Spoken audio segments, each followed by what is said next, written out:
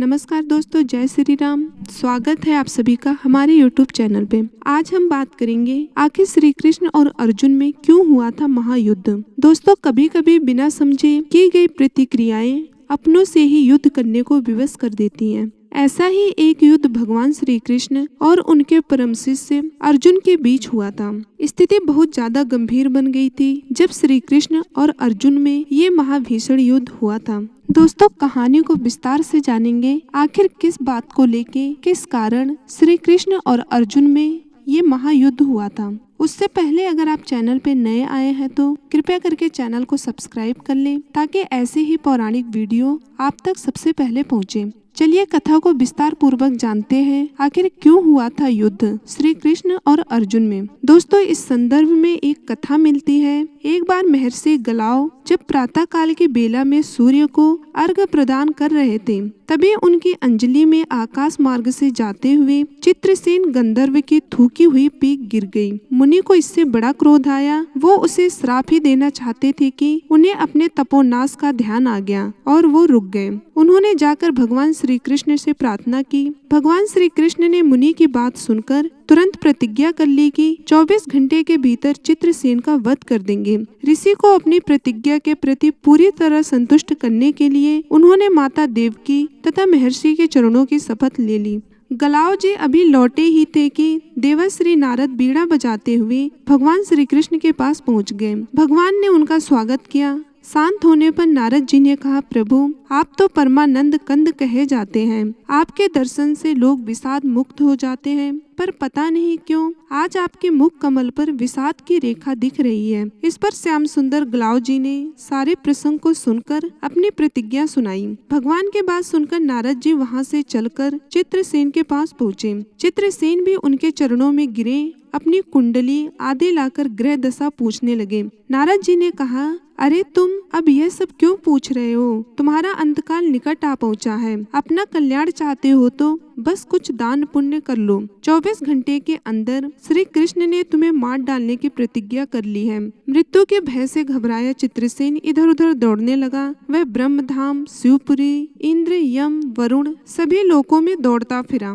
पर किसी ने उसे अपने यहाँ ठहरने तक नहीं दिया। श्री कृष्ण से शत्रुता कौन उधार ले। अब बेचारा गंधर्वराज अपनी रोती पीटती स्त्रियों के साथ नारद जी के शरण में आया। नारद जी दयालु तो ठहरे ही, बोले, अच्छा यमुना तट पर चलो। वहां जाकर एक स्थान को दिखाकर कहा, आज आधी रात को यहाँ एक स्त्री आएगी। उस समय तुम ऊंचे स्वर में विलाप करते रहना, वह स्त्री तुम्हें बचा लेगी। पर ध्यान रखना, जब तक वह तुम्हारे कष्ट दूर कर देने की प्रतिज्ञा ना कर ले, तब तक तुम अपने कष्ट का कारण भूल कर भी मत बताना। नारद जी की लीला जारी रही। एक ओर तो चित्रसेन को यह समझाया और दूसरी ओर पहुँच गए अर्जुन के महल में सुभद्रा के पास। उससे बोले, सुभद्रे, आज का पर्व बड़ा ही महत्वपूर्ण है। आज आधी रात को यमुना स्नान करने तथा किसी दीन की रक्षा करने से अच्छे पुण्य की प्राप्ति होती है।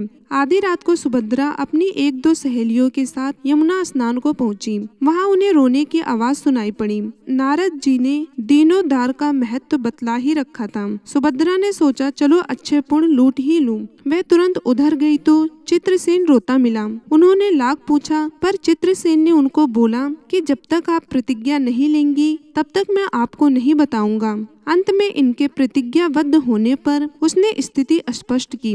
अब तो यह सुनकर सुभद्रा बड़े धर्म संकट और असमंजस में पड़ गई। एक ओर श्री कृष्ण की प्रतिज्ञा, वह भी ब्रह्मांड के लिए, दूसरी ओर अपनी प्रतिज्ञा। अंत में शरणागत की रक्षा करने का निश्चय करके वह उसे अपने साथ ले गई।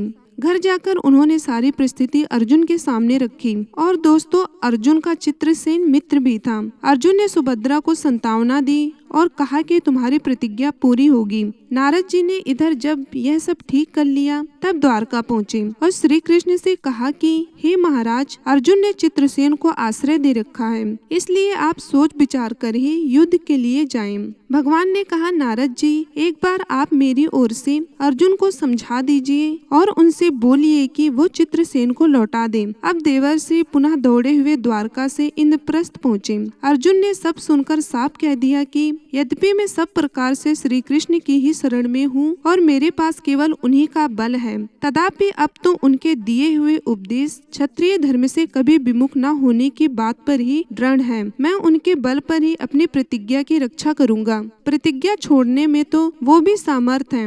दौड़कर देवाश्री अब द्वारका आए और ज्यों का त्यों अर्जुन का वृतांत कह सुनाया। अब क्या हो, युद्ध की तैयारी हुई। सभी यादव और पांडव रण क्षेत्र में पूरी सेना के साथ उपस्थित हुए। तुमुल युद्ध छिड़ गया। बड़ी घमासान लड़ाई हुई पर कोई जीत नहीं सका। अंत में श्री कृष्ण ने सुदर्शन चक्र छोड़ा, अर्जुन ने पशुपात अस्त्र छोड़ दिया। प्रलय के लक्षण देखकर अर्जुन ने भगवान शंकर को स्मरण किया। उन्होंने दोनों शस्त्रों को मनाया। फिर वो भक्त वत्सल भगवान श्री कृष्ण के पास पहुँचे और कहने लगे, भक्तों की बात के आगे अपनी प्रतिज्ञा को भूल जाना तो आपका सहज स्वभाव है। इसकी तो असंख्य आवृत्तियां हुई होंगी। अब तो इस लीला को यहीं समाप्त कीजिए। बात समाप्त हो गए। प्रभु युद्ध से विरत हो गए।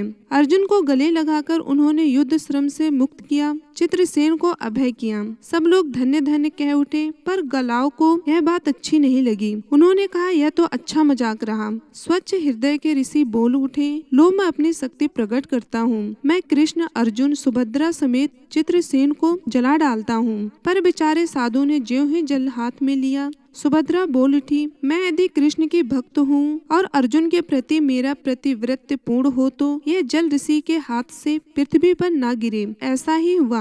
गलव बड़े लज्जित हुए। उन्होंने प्रभु को नमस्कार किया और वो अपने स्थान पर लौट आए। दोस्तों, हमारे द्वारा बताई गई कहानी आपको कैसी लगी कमेंट बॉक्स में कमेंट करके बताना ना भूलिएगा। और अगर चैनल पे नए हैं तो कृपया करके चैनल को सब्सक्राइब कर लें। धन्यवाद। जय श्री राम।